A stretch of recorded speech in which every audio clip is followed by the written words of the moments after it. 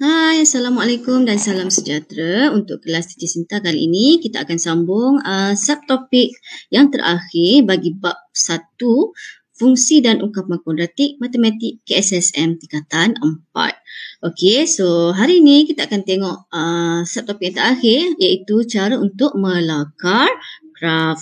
Alright, so nak melakar graf ni, okey, kita akan ingat baliklah apa yang kita dah belajar minggu-minggu yang lepas. Okey, macam mana bentuk graf, okey, macam mana nak cari punca persamaan, macam mana nak tentukan nilai A, B dan juga C.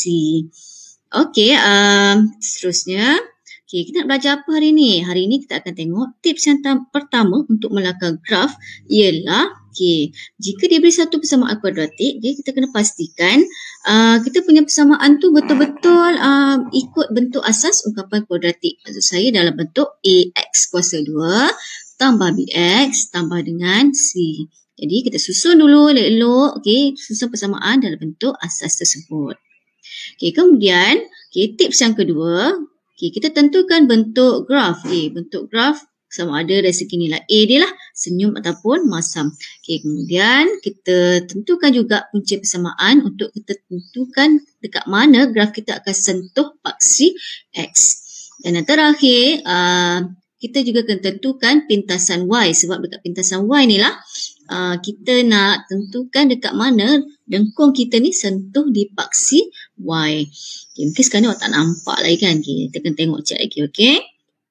Okay, so tips yang ketiga, teruskan melakar graf berdasarkan maklumat-maklumat yang diperolehi. So nak melakar graf, simple je lah. Pastikan dia ada paksi X, paksi Y.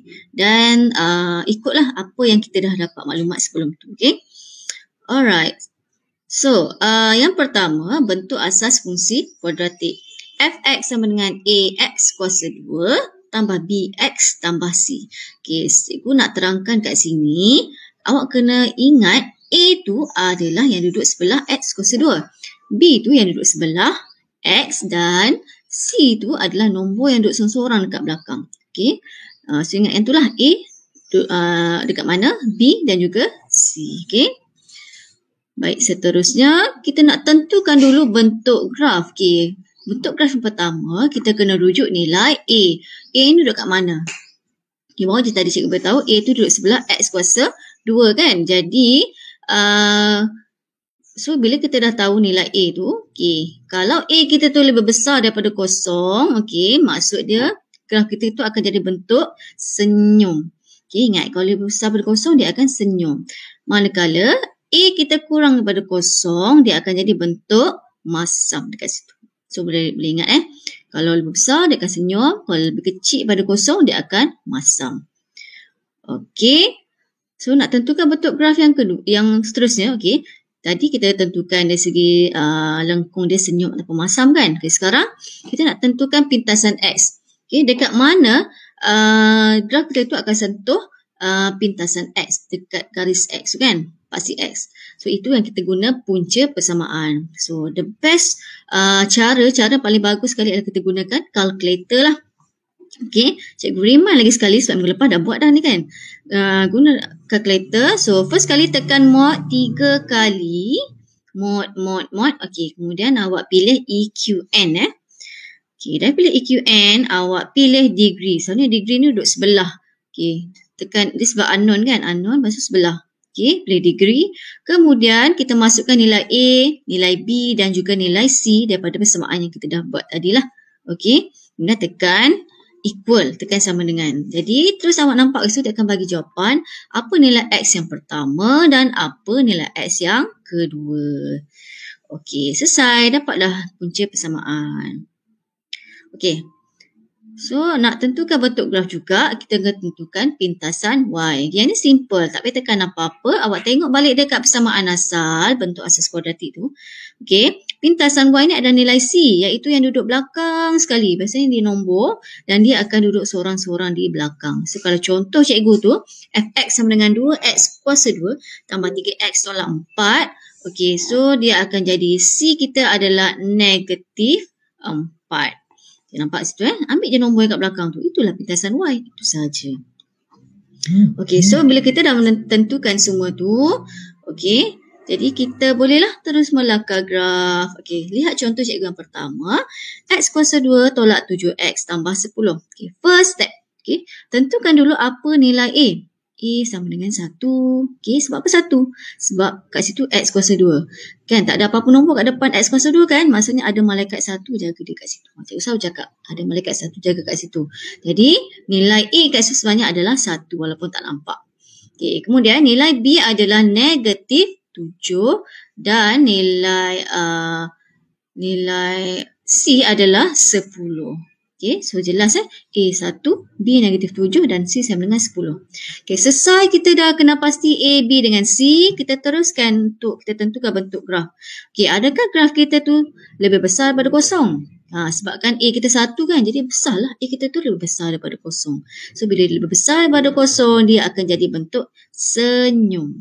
Okey, senyum. So, bila senyum, so dapatlah bayangan graf awak nanti akan jadi bentuk melengkung dalam keadaan senyum. Okey, kemudian kita tentukan punca persamaan. Okey, yang ni lah kita guna kalkulator tadi ni. Okey, jadi berdasarkan nilai A, B dan C yang kita dah kenal pasti, kita masukkan dalam persamaan. So, gantikan nilai A1, okey, kalkulator ni ikut step yang tadi. B negatif 7, C adalah 10. Jadi kita akan dapat nilai X yang pertama ialah 5, manakala nilai X yang kedua adalah 2. Okey, sebenarnya tak kisah tau kalau awak dapat jawapan dia, maksudnya awak tulis balik jawapan tu terbalik. Mungkin awak tulis X1 tu 2, X2 tu 5, tak apa. Asalkan ada kedua-dua nilai X yang samalah, maksudnya ada 5 dengan 2 dah cukup. Tak kisah dia X1 ke X yang kedua.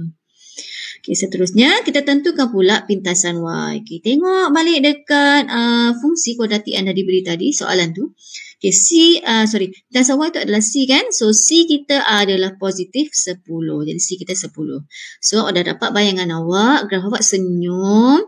Okey, dan dia akan sentuh di paksi X nilai 5 dan 2. Okey, 5 dengan 2. Dan juga di paksi Y, dia akan sentuh di Y adalah 10. Okey, jadi graf awak tu sama. Okey, boleh tengok yang cikgu dah buat kat situ. Nampak tak kat atas tu?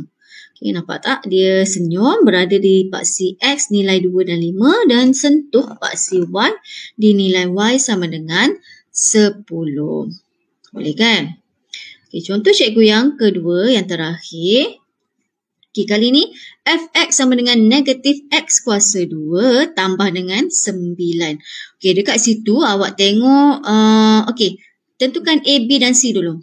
So, A awak negatif X kuasa 2 kan? So, macam saya cakap tadi lah, ada malaikat 1 yang jaga dia. So, A sama dengan negatif 1. B ada tak kat situ? Tak ada lah cikgu. Mana ada B kat situ? Tak apalah, tulis je lah B awak sama dengan kosong. Okey, jangan takut. Tulis B dia sama kosong. Dan C kita ada nombor yang kat belakang iaitu positif 9. Okey, dah tentukan A, B dengan C. Sekarang kita tengok bentuk graf kita. So, A kita negatif 1 kan? So, dia adalah kurang daripada kosong. So, bila dia kurang daripada kosong, dia akan dibentuk masam macam tu. Masam ni muka dia.